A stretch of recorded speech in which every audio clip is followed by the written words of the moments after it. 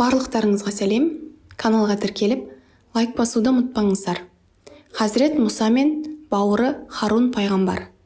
Екінші бөлім. Хазірет Мұса бауыры Харунмен бірге Пирғауынның сарайына барып, оны хақ дінге шақырып, туралықты насихаттады. Ол Пирғауынға сыпайы тілмен сөйлеген соң, Пирғауын да оған ашу шақырмай әңгімелесе бастады. Ей Мұса, саған не болған? Кеше ғана сарайда өскен бала едің. Бүгін келіп, маған ақыл айтып тұрсың ба? Біз сені құндақтағы сәби кезіңде сандықтан бірге ағып бара жатқан жеріңнен тауып алып, осы сарайда өсірген жоқ па едік? Сен осы жердің суын ішіп, нанын жеген жоқсың ба? Енді келіп бәрін жоққа шығарып тұрсың. Ол аз болғандай, менің халқымнан бір адамды өлтіріп, қашып кеткен жерің тағы бар, деп сұрақ жаудыра бастайды. Хазірет Мұса оның сөздерін асықпай тыңдап, мен ол кісіні қасақана өлтірген жоқпын. Бар жоғы біреуді өлтіргелі жатқанда арша түсіп, пейілінен қайтармақ болған соң әрі кетсін деп жұдырықпен түйгенім ғана. Ал қашқанымды сұрайтын болсаң, мені шақырып, істің мәніне бармай, сыртымнан өлім жазасына бұйырғандарыңды естіген соң, амалсыз қаладан кетуіме тура келді. Одан кейін маған Раббым ілім мен хикмет таратумен бірге пайғамбарлық міндетін жүктеді. Мен осы вазипамды орындау мақсатымен сенің алдыңа келіп тұрмын. Менің міндетім дінді жеткізу ғана, арғы жағы өз ықтиярыңда. Пирғауын: әлемдердің Раббы дегенің немене деді. Хазірет Мұса: егер анық білетін болсаңдар, ол жер мен көктің, әрі олардың арасындағылардың Раббы деді. Бұл жауапқа Пирғауынның айтар дауы болмады. Бірақ әйтеуір бір нәрсе айтып қалайын деген ниетпен, мынауың не деп сандырақтап отыр? Мен не деймін, бұл не дейді? Естідіңдер ме? Деп келемеждеп күліп, сөзді басқа арнаға бұрғысы келді. Бірақ Хазірет Мұса сөз тізгінін босаңсытпай, ол сендердің де Раббыларың, бұрынғы ата-бабаларыңның да Раббы деді. Хазірет Мұса осы сөзімен сарайдағы өздерін құдаймыз, құдай отбасымыз деп жүргендерге, бұрынғы ата-бабаларың құдай болса қайда кетті? Олар да сендер де топырақтан шығып, қайта сол топыраққа ораласыңдар. Жоқтан бар болған ешқашан тәңір бола алмайды деп меңзейді. Уәжге жығыла берген Пирғауын амалсыз ашу шақырып, пайғамбардың түріне қараңдар. Аузынан шыққан әр сөзі жынды адамның сөзі. Сұрағыма жауап берудің орнына айдалаға лағуда деп өзінше сөзбен жеңген болды. Хазірет Мұса: егер саған пайғамбар екендігім туралы айқын дәлелдер көрсетсем не дейсің? Сонда да осы пікіріңнен таймайсың ба дейді. Пирғауын іштей оның дәлел көрсететіне сенбеді. Өзі де сарайдың уәзірлері мен ақсүйектері алдында Хазірет Мұсадан жеңіліп, нақты жауап бере алмай отыр еді. Ал қане көрейік, сөзің рас болса, қандай дәлел, қандай мұғжизаң бар еді деді. Сол кезде Мұса пайғамбар қолындағы аса таяғын жерге тастап жібергенде, ол сол заматта үлкен жыланға айналып шыға келді. Түрі сұп-суық жылан бір орнында тұрмай ирелеңдеп, оңды-солды қозғалып ысылдап тұрды. Мынадай түсі суық жыланды бұрын-соңды көрмеген. Сарайдағылар қорыққандарынан тұрған жерлерінде жүректері жарылып кете жаздады. Хазірет Мұса осыдан кейін қолын қойнына тығып, қайта суырып еді, қолы нұр болып жарқырап, айналаға сәулесін шашты.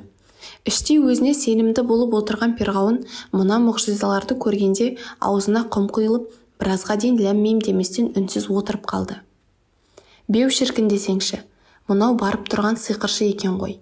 Бәсе, манадан бері мұны сөйлетіп тұрған қандай күш, несіне бәлсініп тұр десем, жат жерде жүріп, түрлі сиқырлық пен көзбояушылықты үйреніп келіп, сол арқылы біздің басымызды айналдырмақшы ғой. Бұл екеуін дереу өлтірген дұрыс па, әлде өзгелерге сабақ болу үшін басқаша жаза қолданғанымыз дұрыс па екен, деп уәзірлеріне қарады. Уәзірлері ел жұрт шамасы келген соң өлтіре салды деп шулайды. Ең дұрысы, бұл екеуін күллі халықтың алдына шығарып, сол жерде масқаралайық. Шартарапқа шабармандарыңды жіберіп, алаңға ең мықты сиқыршыларыңды жина. Сосын бұл екеуі әлгі өнерін сол жерде көрсетсін. Біздің сиқыршылар да сиқырын көрсетіп, бұларды ер алдында жеңсін деді.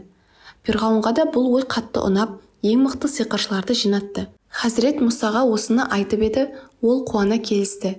Тіпті былай деді: кездесетін мезгіл дәл сол күні көп адам жиналатын мереке күнінің сәске кезі болсын дейді. Хазірет Мұсаның бұл сөзінен ең маңызды екі нәрсені білуге болады. Бірі мереке уақыты. Мереке күні халық бос болғандықтан алаңға тайлы таяғымен жиналады. Жасы да, кәрісі де қызық көру үшін келеді. Екіншісі сәске кезі. Бұл кез халықтың ұйқыдан тұрып, сәресін ішіп сергек те тоқ болып тұрған шағы. Басқа уақытта орын алса, хақ пайғамбардың мұғжизаларын күн қатты ысып, нақтап көре алмай қалдым, яки күн батысқа еңкейген шақта сол көрінген нұр ма әлде күннің сәулесі ма еді. Оның үстіне малдың өрістен қайтатын шағы емес пе? Көзім мұнда болғанмен, көңілім алаң болып тұрған дегендей күмәндар кездесуі әбден мүмкін еді. Сол күні халық көп жиналды.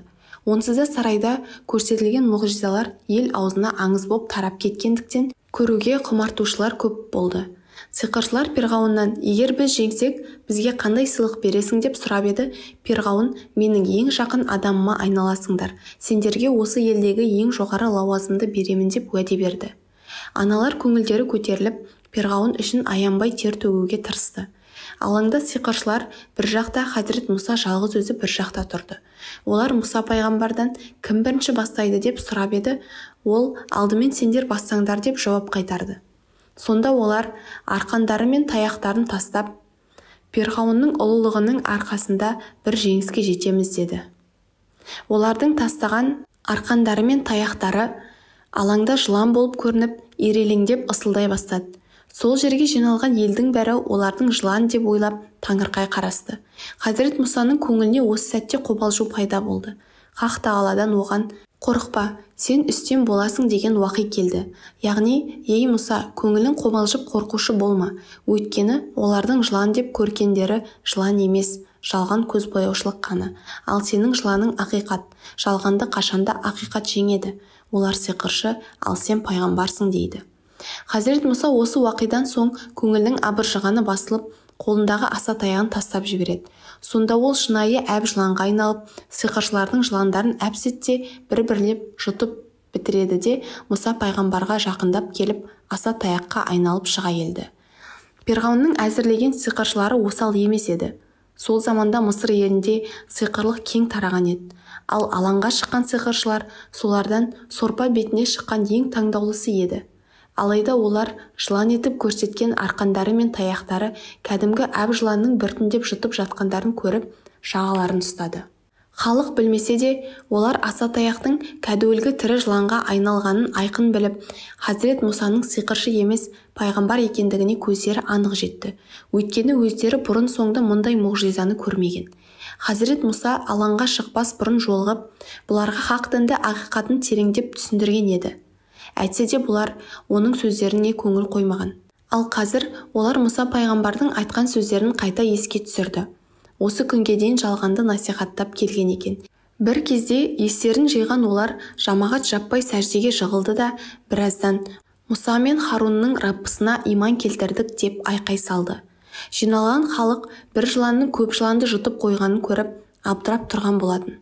Олар алаңда тұрған сиқыршылардың сәждеге жығылып, хақ тағалаға иман келтіргенін көрген кезде, Мұса пайғамбардың жыланы ақиқат жылан екенін ұғынып, өзара таңдай қағысып, бір-бірлерімен күбірлесе бастады. Жеңетініне көзі анық жетіп отырған Перғауын өзі таңдаған сиқыршылардың жария айқайлап, иман келтіргендерін көргенде отырған тағында күйіп кете жаздады. Сосын қулығын асыра түсіп, сендер менің рұқсатымсыз қалайша дәттерің барып Мұсаға иман келтіресіңдер. Ендеше кім екендерің белгілі болды. Мұна Мұсаны сендер ұстаз тұтасыңдар ма? Осы сәтке дейін осыны жасырып келген екенсіңдер ғой. Олай болса, сендердің көздеріңе көк шыбын үймелетіп, көресіні көрсетемін деп ашуға булықты. Оның бұл қоқан моқысын сиқыршылар қаперіне де алмады. Жаңа ғана өзін құдай санап жүрген адамы дәл қазір көздеріне қауқарсыз бейшара болып елестеді. Осылайша Перғауын сиқыршыларды өлтіртуге бұйрық берген еді. Перғауын осы оқиғадан кейін исраилдықтарға деген қатыгездігін тіпті күшейте түсті. Көп жылдар бұрын көрген түсіндегі адамның осы Мұса пайғамбар екендігіне көзі жетті. Хазірет Мұсаның мұғжизасын көрген халықтың біразы иман келтіргенмен, көпшілігі Перғауын мен шонжарлардың қаһарынан қорқып иман келтірмеді. Хазірет Мұса бұдан кейін хақтың әмірімен үйлер салып, сол үйлерде намаз оқып, уағыз насихат жүргізіп, халықты дінге шақырды. Бұл үйлер мешіт болмағанмен, мешіт пен медресенің қызметін атқарды. Қала халқы сол үйлерде бірден, екіден шақырылып, хақ дінді үйренді. Көп ұзамай қалада намаз оқитын үйлер біртіндеп көбейіп, мұсылмандардың саны барған сайын арта түсті. Перғауын Хазірет Мұсаның бұл іс-әрекеттерін әртүрлі жолдармен қадағалап отырды.